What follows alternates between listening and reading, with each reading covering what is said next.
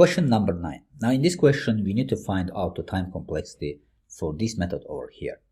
So we have two methods over here. So in the second method, we are calculating the Fibonacci of any given number. Then in the first method, we are looping through the numbers and printing out the Fibonacci value of that.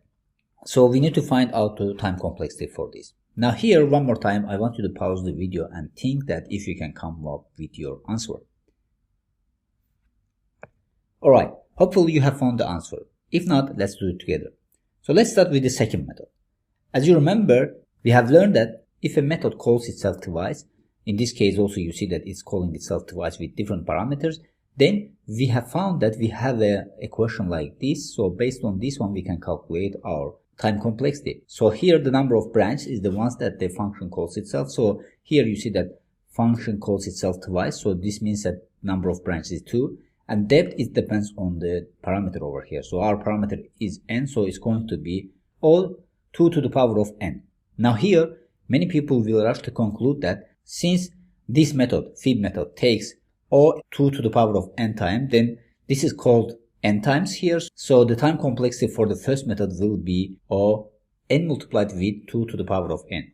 So you don't need to be in rush, because the point here is n is changing. So that's why that's not going to be the time complexity.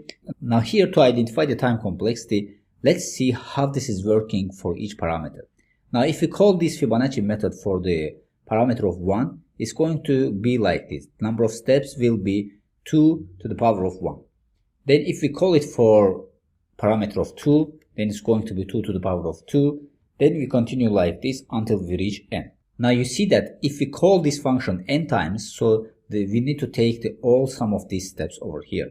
So this means that Fibonacci method is getting called n times inside over here. So if we sum up these ones, we will get the time complexity for this.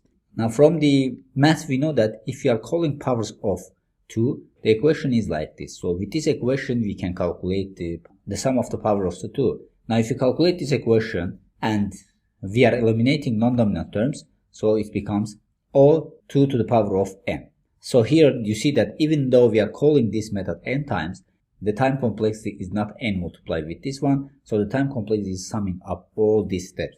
So because at each step, the number of steps differs. So that's why the time complexity remains O 2 to the power of n. So hopefully you have understood the logic behind this question over here.